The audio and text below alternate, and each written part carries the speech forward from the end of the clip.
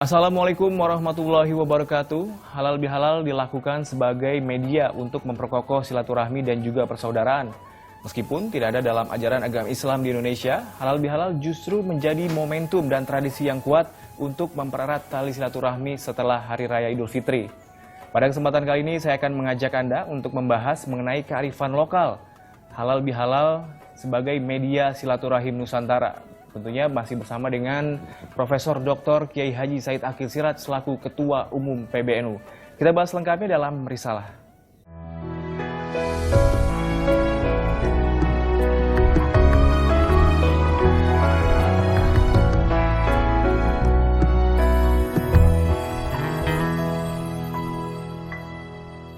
Assalamualaikum warahmatullahi wabarakatuh. Waalaikumsalam warahmatullahi wabarakatuh. Kali ini kita akan membahas mengenai halal bihalal sebagai media silaturahim. Sebenarnya pengertian dari halal bihalal sendiri apa sih, Pak Said? Bismillahirrahmanirrahim. Halal bihalal terminologi khas umat Islam di Nusantara ini. Bahkan yang paling tersebar banget di Indonesia, khususnya di Indonesia. Kalau lihat struktur lafal halal bihalal itu bahasa Arab. 3 suku kata itu halal, bi, halal, tiga-tiganya bahasa Arab. Tapi orang Arab sendiri nggak ngerti itu. Di kamus Arab nggak ada itu. Kenapa? Karena memang itu merupakan terminologi yang digagas oleh ulama Indonesia, yaitu Hadratus Syekh Kiai Haji Abdul Wahab Hasbullah.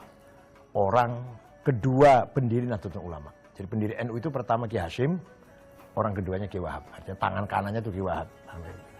Jadi Kiai Hasbullah mempunyai kreasi yang sangat cerdas, sehingga sangat berlaku di seluruh Nusantara ini, terutama Indonesia, yaitu halal bihalal. Ada lagi dalam NU itu yang sudah sangat berlaku, kembali ke khitoh, kembali ke jati diri, kembali ke asal mula, nawaitu awal mula apa, itu kembali ke khitoh. Itu pertama kali yang mengeluarkan kata itu ada Kiai Ahmad Siddiq dan Gus Dur. Kiai Ahmad Siddiq dan Gus Dur. Ya. Nah, pada intinya halal bihalal itu adalah silaturahim. Membangun hubungan, memperkuat hubungan persaudaraan. Sehingga kemarin yang sudah kelewat, kalau ada kesalahan saya kepada Anda, besar maupun kecil, sengaja atau enggak disengaja, minta dihalalkan, minta dinolkan, minta dizerokan. Begitu pula kalau Anda ya ada kesalahan dengan saya, besar atau kecil, sengaja atau enggak sengaja, juga saya halalkan. Makanya istilahnya halal bihalal itu sebenarnya silaturahim yang yang sangat transparan, yang sangat manusiawi, yang insani ya. Yang sangat tulus lah kita lakukan, asalkan betul-betul niat halal bihalal betul, bukan hanya mulutnya saja minta maaf ya sama-sama, tapi hatinya masih dendam, itu percuma saja, itu tidak sampai mencapai hasil hakikat substansi daripada halal bihalal. Nah, ini apakah berarti sama seperti mudik? Jadi halal bihalal ini juga sebenarnya tidak hanya bisa dilakukan pada saat Hari Raya Idul Fitri saja. Iya, sebenarnya iya. Ini juga sangat bagus dilakukan gitu, Pak. Iya. Seperti saya katakan tadi, barang siapa ada 2 orang Muslim sudah tidak saling menyapa lebih dari 3 hari, maka dilaknat oleh Allah. Apalagi ada orang mukmin mengancam sesama orang mukmin. Kalau tidak minta maaf, tidak akan dimaafkan oleh Allah. Man rafa'a silahahu amama wajhi muslimin, la'anahullah wal malaikah. Barang siapa mengancam teman sesama mukmin, kalau saya bunuh kamu. Walaupun nggak jadi membunuh, nggak jadi, cuma hanya ngancam. Kalau nggak begini saya bunuh kamu. Kalau nggak memenuhi kemauan saya misalkan. Itu sebelum minta maaf, Allah dan para malaikat melaknati saya yang tadi ngancam Anda itu. Itu hadis sahih itu. Jadi nggak sembarangan kita ngancam sama orang Islam. Apalagi saya betul-betul ngebom, betul-betul membunuh, betul-betul melakukan teror yang serius, tindakan. Baru ngomong saja ngancam, itu sudah la'anahullah wal malaikah. Besar sekali, luar biasa. Sayang umat Islam sekarang kebalik-balik. Barang siapa yang melakukan kejahatan, dengan mengatasnamakan agama, itu yang paling zalim. Ayat Quran mengatakan, "Waman adzlamu mimman iftara 'alallahil kadziba wa huwa yud'a ilal Islam." Barang siapa berbuat kejahatan dengan atas nama agama Islam, waman adzlam, tidak ada lebih zalim daripada orang itu. Tidak ada orang yang lebih zalim daripada orang itu. Orang yang melakukan kejahatan tapi atas nama Islam. Teroris itulah kira-kira. Maka hal bihal itu merupakan inti daripada silaturahim yang sangat bernilai, yang sangat mulia. Itu ciri khas, tipologi, mumayyizat, khosois dari umat Islam Nusantara, terutama Indonesia. Nah, kembali ke masalah hal bihalal. Maka hal bihalal sebuah amal budaya tadi sudah yang melebur dengan agama. Oleh karena itu, mari kita sambut Lebaran ini dengan mengadakan seremonial yang dinamakan hal bihalal, tapi tetap tidak boleh tabdzir, tidak boleh menghambur-hamburkan uang yang tidak sebenarnya lah. Kalau coba hal bihalal, ya semampu kita paksakan, harus besar-besaran, dianggarkan sampai merugikan atau sampai menggerogoti, mengganggu budget, itu nggak boleh.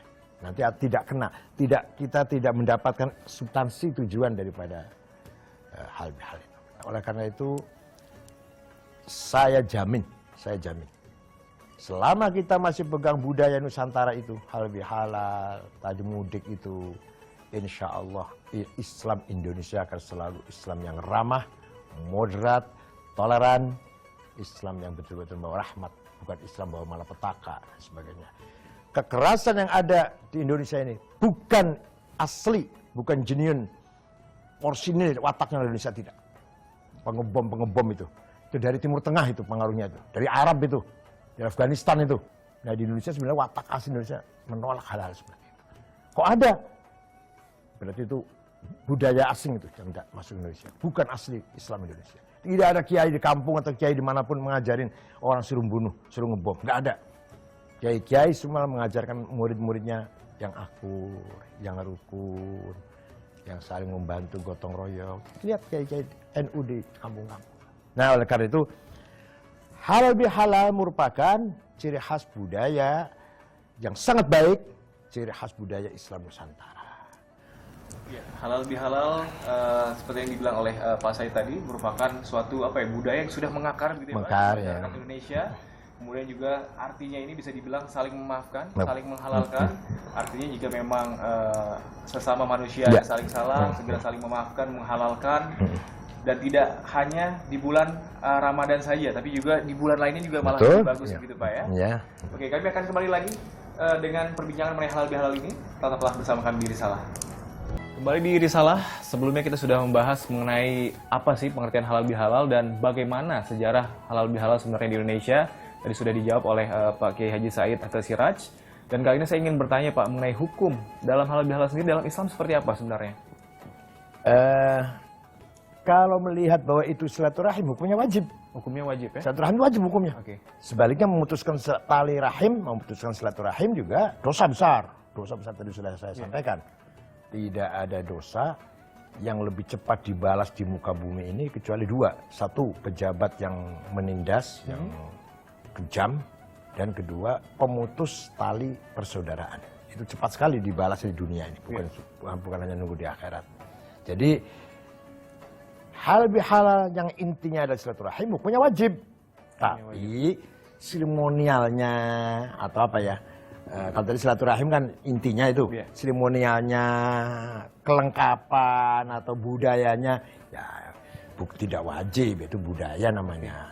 Saling mengunjungi, kemudian ada makan-makan bersama, apalagi ada acara malam hari ini, Sabtu malam misalkan, silaturahim seluruh warga desa ini dalam rangka hal bihalal antara lurah dengan camat dengan dan ramil pejabat semua salam-salaman dengan warga, itu kan baik sekali. Media silaturahim yang sangat efektif dalam memperkuat rekonsiliasi dari level grassroots. Artinya memang seandainya tidak sempat untuk melakukan tatap muka, bertemu dengan sanak keluarga misalkan. Ya, ada SMS. Lewat telepon bisa? Iya, itu ada SMS, ada surat, ada apa tadi? Ada Ada internet, telepon. ada email, itu. Ada Skype gitu ya. Ya. Nah, tidak semua yang tidak dijalankan oleh Rasulullah itu jelek, tidak.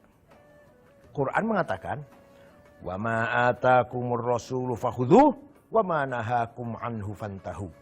Yang diperintahkan oleh Rasulullah kamu harus menjalankan, yang dilarang oleh Rasulullah kamu harus meninggalkan. Kalau tidak ada perintah dan tidak larangan, ya boleh-boleh saja dong. Tidak ada perintah dan tidak ada larangan. Yang tidak betul kalau ada larangannya. Kalau nggak ada larangan, nggak ada perintah, ya boleh-boleh saja. Seperti ilmu pengetahuan, fisika, kimia, apalagi biologi, internet, IT ini. Tidak ada perintah belajar itu, tapi juga tidak ada larangan. Masa nggak boleh? Nggak layak jadi umat Muhammad tuh. Nggak layak jadi umat Islam.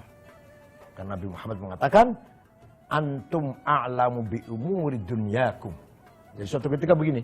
Ya. Korma itu harus diapakan asimilasi ya. Tidak ada benih yang laki-laki dan ada yang benih perempuan. Itu kalau sudah mulai tumbuh harus diasimilasi, dikawinkan lah sudah. Nanti berbuah.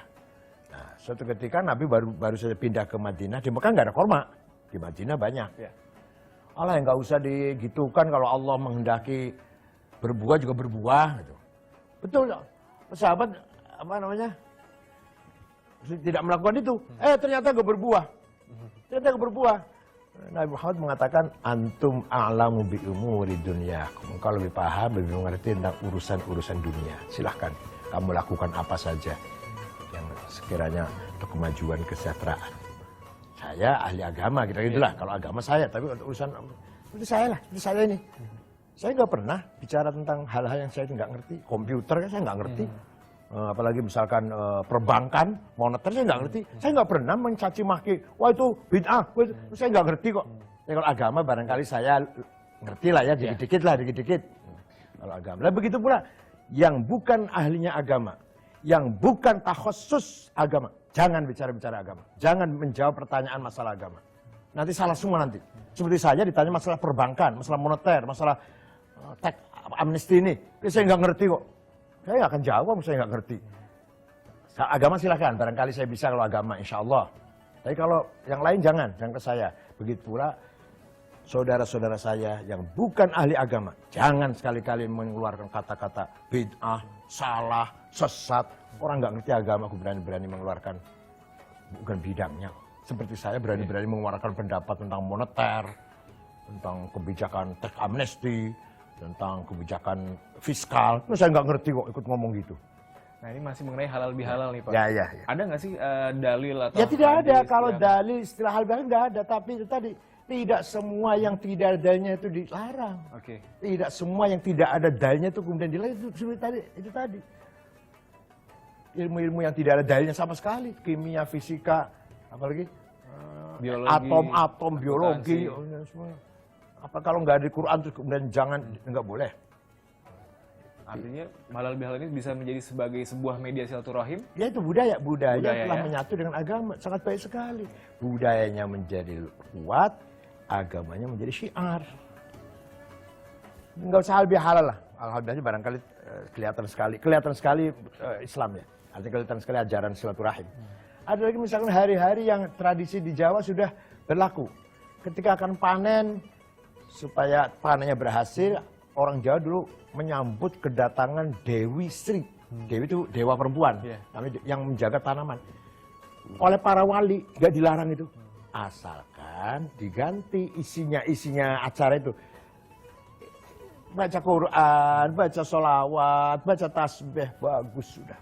Syukuran laut, nadran, supaya tiap tahun sekali supaya ikannya berkah lah, banyak ikannya dan menghasilkan keuntungan. Ada syukuran laut namanya nadran. Boleh. Asalkan isinya bukan minum-minuman keras, bukan kebebasan seks, bukan judi isinya itu. Tapi pengajian, sholawatan, istighosah, doa bersama, bagus. Malah bagus Pak ya. Nah, Imam Sufyan bin Uyainah, seorang ulama tabi'in besar, mengatakan, la yambaghi al-khuruju minal adah illa fil haram. Ini imam besar loh yang mengatakan, imam periode tahun kedua Hijriah. abad kedua Hijriah. Tidak boleh kita meninggalkan adat tradisi kecuali dalam hal yang haram. Ya, tadi misalkan tradisi orang Jawa sebelum Islam misalkan kebebasan hubungan seks misalkan, atau kalau kalau sudah pacaran boleh berhubungan walaupun belum nikah, itu nggak boleh itu. Minum-minum keras, ada judi, ada sabung ayam, mengadu ayam, nggak boleh itu. Tapi tadi itu syukuran laut, syukuran istri kita hamil 7 bulan, syukuran rumah baru, syukuran anak kita lulus, syukuran saya sendiri naik pangkat, naik posisi. Kemudian kita ada syukuran, asal isinya baik, positif, sholawatan, gitu ya. Asal tidak dilarang agama juga. Ya, nah itu tadi Imam Sufyan bin Uyainah. Bukan berapa saya bukan, kalau saya siapalah, kalau saya apalah. Sedikit imam besar. Ya, sedikit mengenai halal bihalal, Pak. Tadi sempat dikatakan bahwa halal bihalal ini kan menghalalkan orang lain yang punya salah dengan kita, saling memaafkan. Nah, seandainya saya sudah meminta maaf begitu, seandainya orang yang ingin saya minta maaf tidak memaafkan, bagaimana, Pak? Orang yang paling dosanya lebih besar adalah orang yang dimintai maaf tidak memaafkan. Saya punya dosa sama Anda, dosa kan saya. Ya. Kemudian saya minta maaf. Anda nggak memaafkan, itu Anda dosanya lebih besar daripada saya yang melakukan dosa pertama. Paham ya? Untuk dosa yang pertama bagaimana, Pak? Dimaafkan tidak? Saya punya dosa sama kamu, sama Anda. Ya. Gue minta maaf. Ya. Anda nggak memaafkan. Itu dosanya Anda menolak minta ampun dari saya lebih besar daripada dosanya saya. Lebih besar, Pak ya? Ya. Jadi tahabu wa fa'fu anhum wastaghfir lahum wasyawirhum fil amr. Itu ada perintah Al-Qur'an. Kamu saling memaafkan, saling istighfar kepada Allah dan saling musyawarah. Oke, halal bihalal ini merupakan suatu perpaduan antara budaya dan juga agama. Yang memang pada esensinya adalah sebenarnya sambung silaturahim gitu ya, sambung famili dan juga menghalalkan orang lain jika ada salah. Seandainya ada problem yang terjadi ini juga bisa cepat diselesaikan gitu Pak ya. Bisa mengusut benang yang kusut bisa menjadi lurus kembali begitu. Dan memang sangat baik sekali untuk halal bihalal ini dan tidak hanya dilakukan pada saat lebaran saja tapi juga bisa dilakukan sewaktu-waktu. Kapan saja ya. Seandainya bisa salah. Oke, kami akan mulai lagi dengan bahasan mengenai halal bihalal. Tentunya tetaplah di Risalah.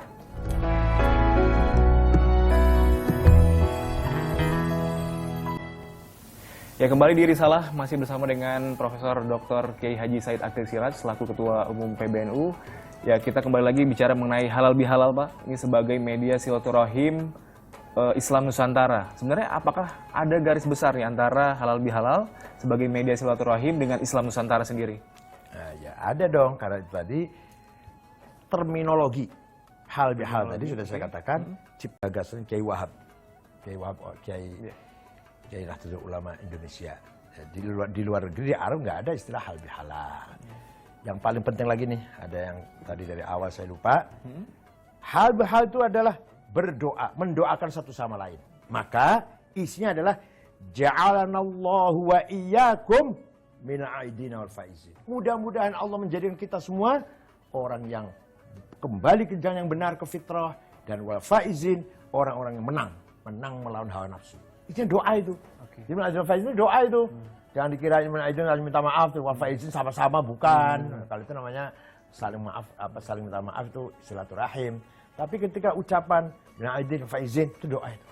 Makanya kalau mau bahasa Arabnya sempurna, kalau ja'alanallahu wa iyyakum, semoga Allah menjadikan kami semua, aku dan kau, min aidin, orang-orang yang kembali ke jalan yang benar, wal faizin, orang yang melawan hawa nafsu. Kullu amin wa antum bi khair.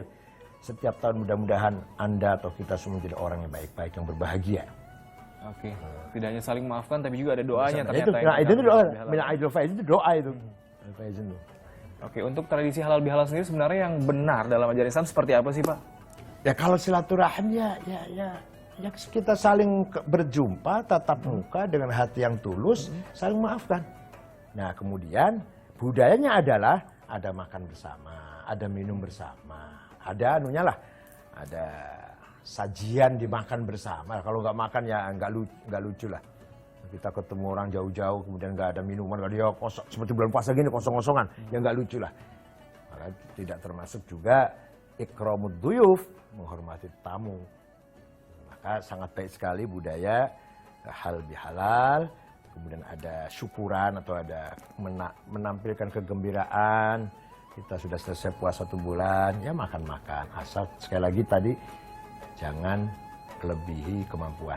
Namanya tabdzir, jangan memboroskan ke uang atau harta untuk berfoya-foya. Ini halal bihalal sebagai silaturahim. Kalau halal bihalal saling memaafkan, seandainya kita umpamakan lagi nih Pak, saya punya salah dengan Pak Said, kemudian saya meminta maaf kepada Pak Said, tapi Pak Said akan memberi maaf asalkan dengan persyaratan begitu Pak. Saya akan maafkan kamu kalau ini. Itu gimana Pak hukumnya Pak?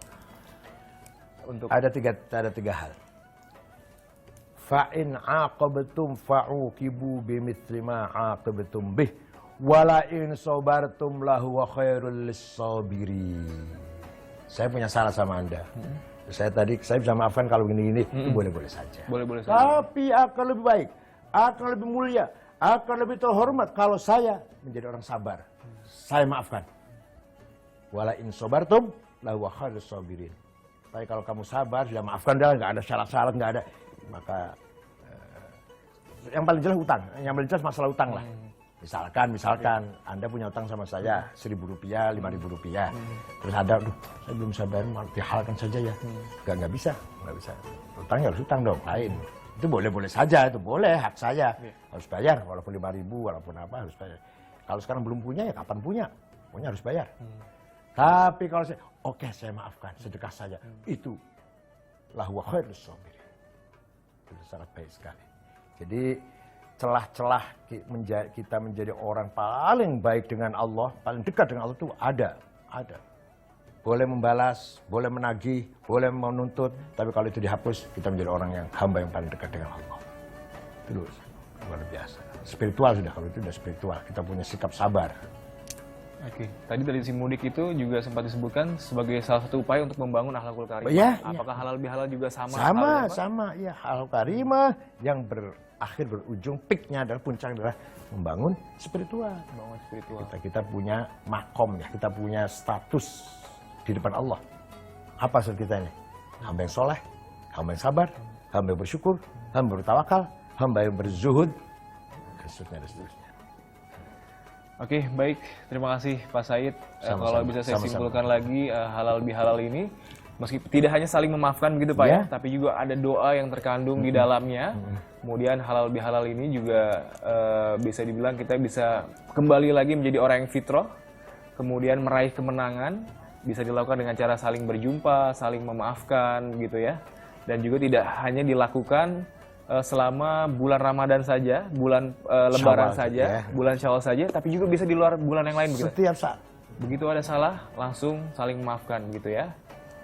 Oke, demikian risalah hari ini. Semoga Allah Subhanahu wa taala memberikan hidayah demi hidayahnya kepada umatnya. Dan kita insya Allah akan bertemu lagi dalam episode selanjutnya dalam risalah Informasi Islami Jiwa Muslimin Sejati. Wassalamualaikum warahmatullahi wabarakatuh. Waalaikumsalam. Mohon maaf lahir dan batin. Selamat Hari Raya Idul Fitri 1437 Hijriah.